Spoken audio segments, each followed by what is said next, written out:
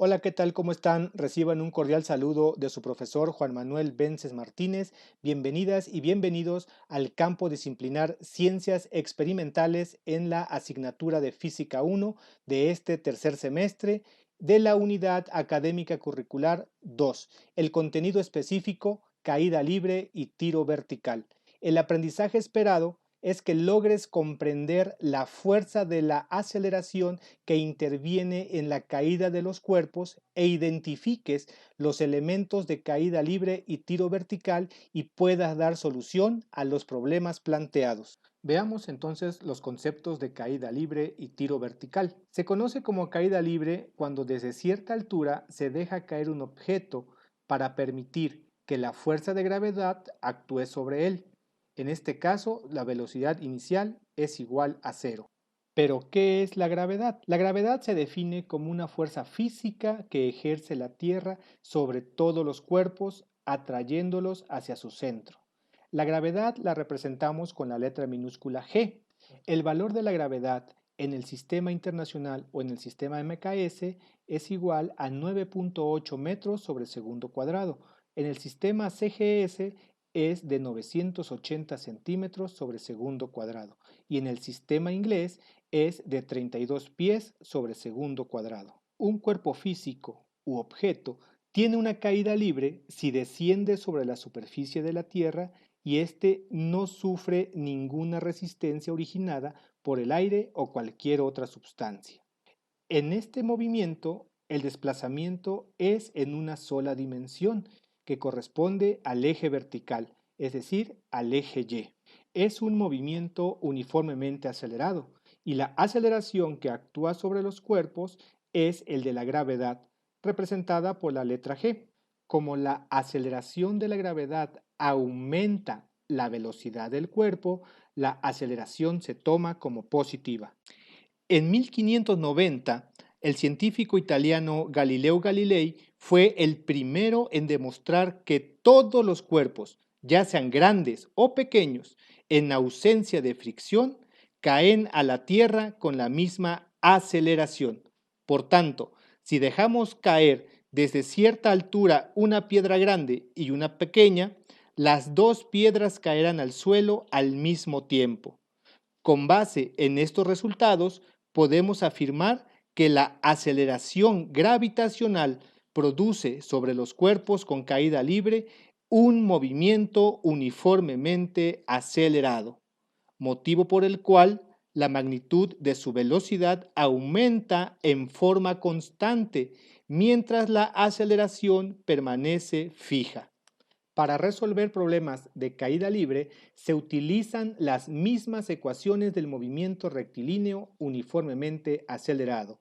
Cambiamos la letra A de la aceleración por G, que representa la aceleración de la gravedad, y la letra D de la distancia por la letra H, que representa la altura.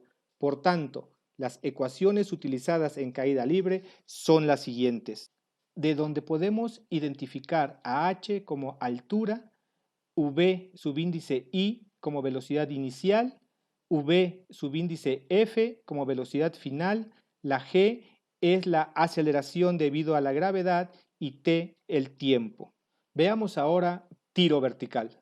El tiro vertical, cuya dirección puede ser ascendente, es decir, cuando se lanza un objeto hacia arriba, o descendente, cuando el objeto es lanzado hacia abajo, tiene una velocidad inicial diferente de cero. Este movimiento se presenta cuando un objeto se lanza verticalmente hacia arriba y se puede observar que la magnitud de su velocidad va disminuyendo hasta anularse cuando alcanza su altura máxima. Inmediatamente inicia su regreso para llegar al mismo punto donde fue lanzado y adquiere la misma magnitud de la velocidad con la cual partió. Asimismo, el tiempo empleado en subir es el mismo utilizado en bajar. En conclusión, el tiro vertical experimenta la misma aceleración que la caída libre de los objetos y, por tanto, emplea las mismas ecuaciones. El tiro vertical descendente se da cuando se lanza el objeto verticalmente hacia abajo.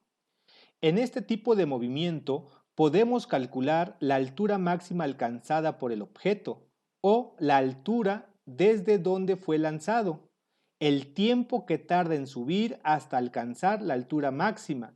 También podemos calcular el tiempo que permanece en el aire y la velocidad final. Por tal motivo, hacemos la deducción de las ecuaciones necesarias para calcular dichas magnitudes a partir de las ecuaciones generales para caída libre. Veamos el siguiente ejemplo en el cual nos dice, desde lo alto de un edificio, Pedro deja caer una piedra y tarda en llegar al suelo 3 segundos y nos pide determinar en el inciso A la altura desde donde se dejó caer la piedra y en el inciso B la magnitud de la velocidad de la piedra con la cual choca contra el suelo. Primero debemos identificar si se trata de una caída libre o de un tiro vertical.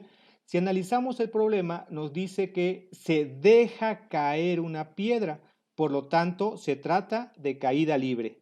Entonces aplicamos las ecuaciones correspondientes a caída libre.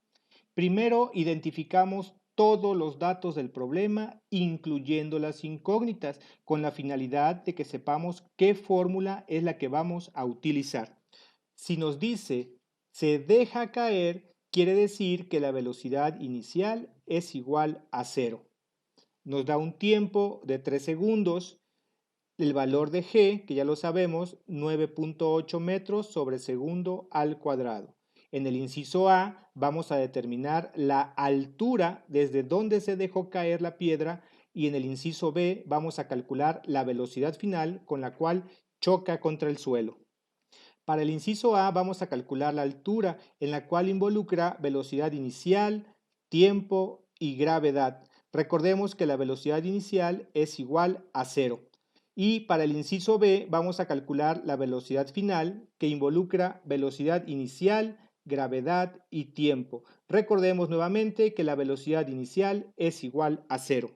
Sustituimos los valores correspondientes en nuestras fórmulas.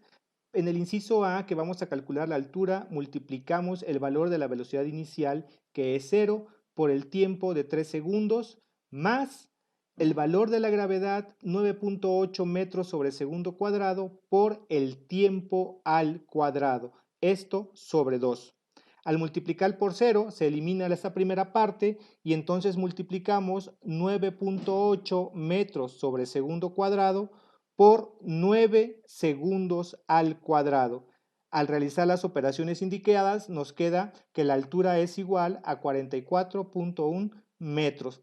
No olvidemos las unidades. El segundo cuadrado lo eliminamos con el segundo al cuadrado que resulta de multiplicar 3 segundos al cuadrado. Ahora calculamos la velocidad final que nos dice velocidad inicial que es igual a 0 más el valor de la gravedad 9.8 metros sobre segundo al cuadrado por el valor del tiempo 3 segundos.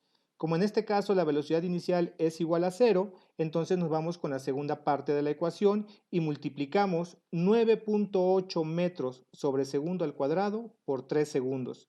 Y nos queda como resultado 29.4. No olvidemos las unidades, metro sobre segundo. Ese segundo nos da al eliminar el segundo de arriba con un segundo del cuadrado de abajo. Veamos ahora este otro ejemplo, el cual nos dice, Manuel lanza una pelota hacia arriba con una velocidad inicial de 22 metros sobre segundo y nos pide determinar en el inciso A el tiempo que tarda en el aire la pelota, el inciso B la altura máxima que alcanza y en el inciso C la velocidad con la cual choca contra el suelo.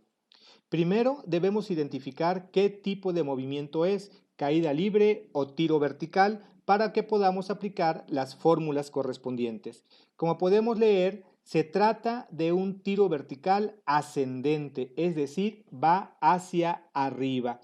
Una vez identificado el tipo de movimiento, determinamos los datos, incluyendo las incógnitas. Aquí nos dice que tiene una velocidad inicial de 22 metros sobre segundo. Y la gravedad, en este caso la gravedad es negativa porque va hacia arriba. En el inciso A nos pide determinar el tiempo que tarda en el aire. En el inciso B nos pide determinar su altura máxima. Y en el inciso C, la velocidad final con la cual choca contra el suelo. Conociendo nuestros datos, podemos determinar las fórmulas correctas que vamos a utilizar para darle solución. Para el inciso A, vamos a calcular el tiempo aire. Este es igual a 2 veces el tiempo que tarda en subir. Por lo tanto, primero tenemos que calcular el tiempo que tarda en subir.